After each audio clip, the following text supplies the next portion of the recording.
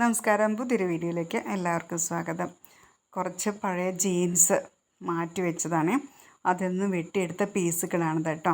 ഇത് 7x7 inch കണക്കിനാണത് വെട്ടി വെച്ചിരിക്കുന്നത്. ഇനി ഞാൻ എന്താ ഇവിടെ ഒരു ന്യൂസ് പേപ്പർ റെഡിയാക്കി വെച്ചിട്ടുണ്ട്. ഇതിൻ്റെ നീളവും വീതിയും ഒരേ അളവ് തന്നെയാണ് കേട്ടോ. 28x28 inch. വേറൊരു പേപ്പർ ഇതിൻ്റെ കൂടെ ഗമ്മൊക്കെ വെച്ച് ഒട്ടിച്ചിട്ടാണ് റെഡിയാക്കിയിരിക്കുന്നത് കേട്ടോ. ഇനിയിത് നമുക്ക് 4ആയിട്ട് മടക്കാം.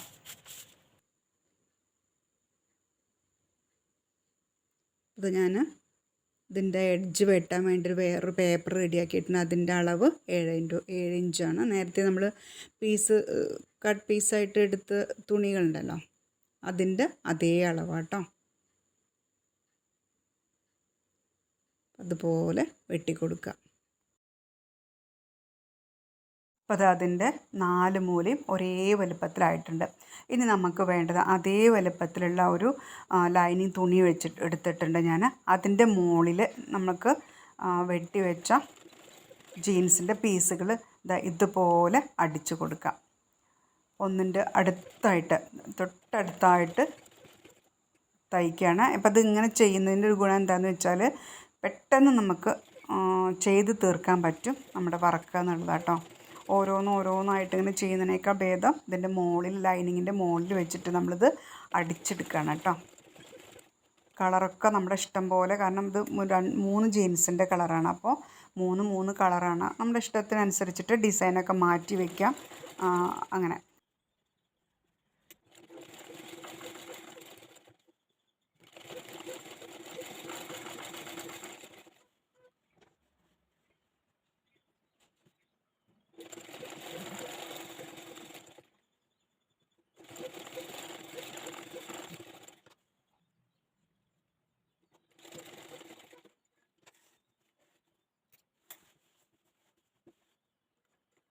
മുഴുവനും ഞാനിത് അടിച്ച് ചേർക്കട്ടെ കേട്ടോ. പെട്ടെന്ന് തന്നെ നമുക്ക് ഇതിൽ വർക്ക് തീർക്കാൻ പറ്റും.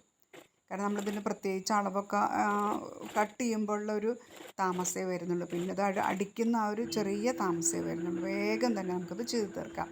അങ്ങനെ ഇതിൽ ഞാൻ 25 പീസാണ് എടുത്തിരിക്കുന്നത് കേട്ടോ തയ്ക്കാൻ വേണ്ടിയിട്ട്. ഇനി അതിൻ്റെ മുകളിൽ നമ്മൾ നേരത്തെ തയ്യാറാക്കി വെച്ച ന്യൂസ് പേപ്പർ ഇങ്ങനെ വയ്ക്കുക. എന്നിട്ട് കട്ട് ചെയ്ത് ബാക്കിയിട്ട് കളയുക. അപ്പോൾ നമുക്ക് ഇതുപോലെ കിട്ടും. ഇനി ഇതിൻ്റെ 4 എഡ്ജുകളുണ്ടല്ലോ, കോർണറുകൾ, അതൊന്നും നമുക്ക് തയ്ക്കുക വേണ്ടത്. പക്ഷെ അതിന് മുമ്പ് നമ്മൾ ഇപ്പം ഇങ്ങനെ അടിച്ചിട്ട് ഒരു ഗ്യാപ്പ് ഉണ്ടല്ലോ, ആ ഗ്യാപ്പൊക്കെ നമുക്ക് ഫില്ല് ചെയ്ത് കൊടുക്കണം. അപ്പോൾ അതിന് ഞാനിവിടെ എൻ്റെ കയ്യിലുള്ള തുണിയാണ്. ഇത് മുഴുവൻ ഒരേ കളർ എടുക്കാൻ കിട്ടിയില്ല. അപ്പോൾ ഞാൻ 2 കളർ തുണി വെച്ചിട്ടാണ് ഇപ്പോൾ ഞാൻ ഇതിൻ്റെ ഗ്യാപ്പ് ഫില്ല് ചെയ്യണത്. അപ്പോൾ അത് അടിക്കുന്നത് എങ്ങനെയെന്ന് വെച്ചാൽ മടക്ക് ഉള്ളിലേക്ക് വെച്ചിട്ടാണ് അടിക്കണത് കേട്ടോ. മടക്ക് അവിടെ തന്നെ, അതായത് അടിക്കുന്നിടത്ത് തന്നെ മടക്ക് ഉള്ളിലേക്ക് വെച്ചിട്ട് അടിക്കുക. അപ്പോൾ ഇതിന് 3 ഇഞ്ച് ആണ് ഇതിൻ്റെ ആ കളർ തുണിയുടെ വലിപ്പം എന്ന് പറയുന്നത്. വീതി എന്ന് പറയുന്നത് 3 ഇഞ്ചാണ്. നമുക്ക് 4 ഇഞ്ചോ 2 ഇഞ്ചോ ഇഷ്ടം അനുസരിച്ചിട്ട് നമുക്ക് തിരഞ്ഞെടുക്കാവുന്നതേ ഉള്ളൂ കേട്ടോ. ഇഞ്ചൊക്കെ ഉള്ള തുണിയുടെ അവൈലബിൾ അനുസരിച്ചിട്ട് ഞാൻ എടുത്തപ്പോൾ ഇതേ ഉള്ളൂ. അപ്പം ഞാൻ ഇതെടുത്തു എന്ന് മാത്രം.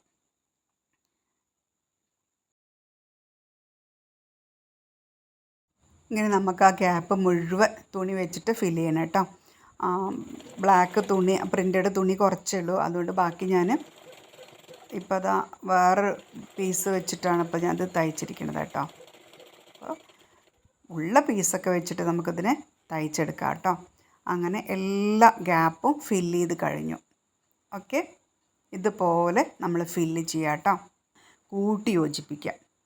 ഇതുപോലെ കൃത്യം അളവിൽ പിടിച്ചിട്ട് കൂട്ടി യോജിപ്പിക്കുക. ഇത് റെക്റ്റാങ്കിളാണ് കേട്ടോ വെട്ടിയെടുത്തിരിക്കുന്നത്. 7 ഇഞ്ച് എന്ന് പറഞ്ഞിട്ട് നമ്മൾ വെട്ടിയത് റെക്റ്റാങ്കിളായിട്ടാണ് തുണിയിൽ വെട്ടിയിരിക്കുന്നത്.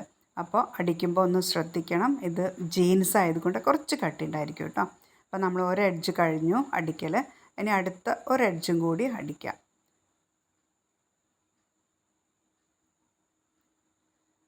രണ്ടടിയൊക്കെ കൊടുത്തോളൂ. അപ്പോൾ പെട്ടെന്ന് അത് അഴിയുന്ന ഒരു പ്രശ്നമൊന്നും വരില്ലല്ലോ.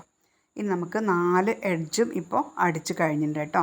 ഇനി അതിൻ്റെ ഉൾഭാഗത്ത് വേറൊരു പീസ് വെച്ചിട്ട് അടിക്കുകയാണ്. ഇതും 3 ഇഞ്ച് വീതി കേട്ടോ. അതൊന്ന് ഒരു മടക്കിയിട്ട് നമുക്ക് തയ്ക്കാം. എന്നിട്ട് ഉള്ളിലേക്ക്, അതായത് ചീത്ത വശത്ത് നിന്നാണ് നമ്മൾ അടിച്ചു തുടങ്ങണത്. ചീത്ത വശത്തു നിന്ന് അടിച്ചിട്ട് നല്ല വശത്തേക്ക് മറിച്ചടിക്കുകയാണ് ചെയ്യുന്നത് കേട്ടോ.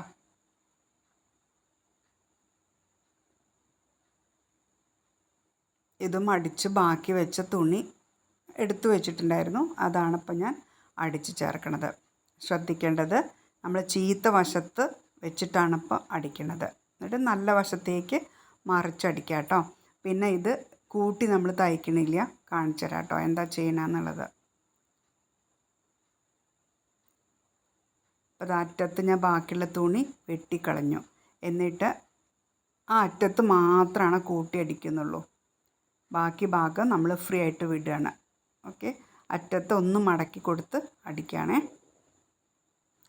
മടക്കി കൊടുക്കുന്നത് അകത്തേക്കല്ല, പുറത്തേക്കായിട്ട് തന്നെയാണ് അങ്ങനെ മടക്കി കൊടുക്കണം കേട്ടോ. ഓക്കെ, അപ്പോൾ അങ്ങനെ ഒരു ഭാഗം അടിച്ചു കഴിഞ്ഞു.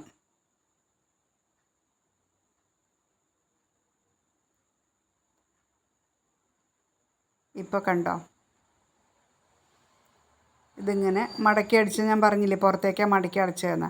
ഇനി നമ്മളിത് ഒന്നും കൂടി അടിക്കുമ്പോൾ ആ മടക്ക് ഉള്ളിലേക്ക് പോകും. എന്നിട്ട് ഒരു അറ്റം ഒന്നും കൂടി മടക്കിയിട്ട് ജസ്റ്റ് ഇതാ ഇങ്ങനെ വെച്ച് കൊടുക്കുക. ഇതിന് നമുക്ക് തയ്യൽ അറിയണമെന്നോ അല്ലെങ്കിൽ ഒരുപാട് സ്റ്റിച്ചിങ് അറിയണമെന്നൊന്നുമില്ല.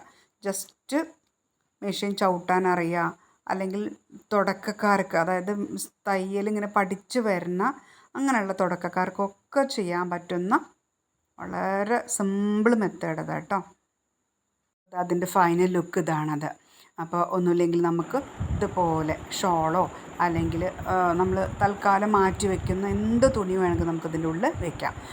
ജസ്റ്റ് ഇങ്ങനെ ഓപ്പണായിട്ട് വെക്കാം. അതല്ലാന്ന് വെച്ചാൽ അതിൻ്റെ സൈഡിൽ കൂടെ ഇങ്ങനെ റിബൺ ഇങ്ങനെ കൂട്ടി വെച്ചിട്ട് ചെയ്യാവുന്നതേ. അങ്ങനെ കൂട്ടി പിടിച്ചിട്ട് നമുക്ക് ഇതുപോലെ ഇങ്ങനെ ചുരുക്കിയിട്ട് അലമാരുടെ ഒരു സൈഡിലേക്ക് നമുക്ക് വെച്ച് കൊടുക്കാം. അപ്പോൾ വീഡിയോ ഇഷ്ടപ്പെട്ടാൽ ലൈക്ക് ചെയ്ത് സപ്പോർട്ട് ചെയ്യണേ. സബ്സ്ക്രൈബ് ചെയ്യാനും മറക്കരുത് കേട്ടോ. ചെയ്ത് നോക്കൂ, എന്നിട്ട് പറയണേ. Okay, thank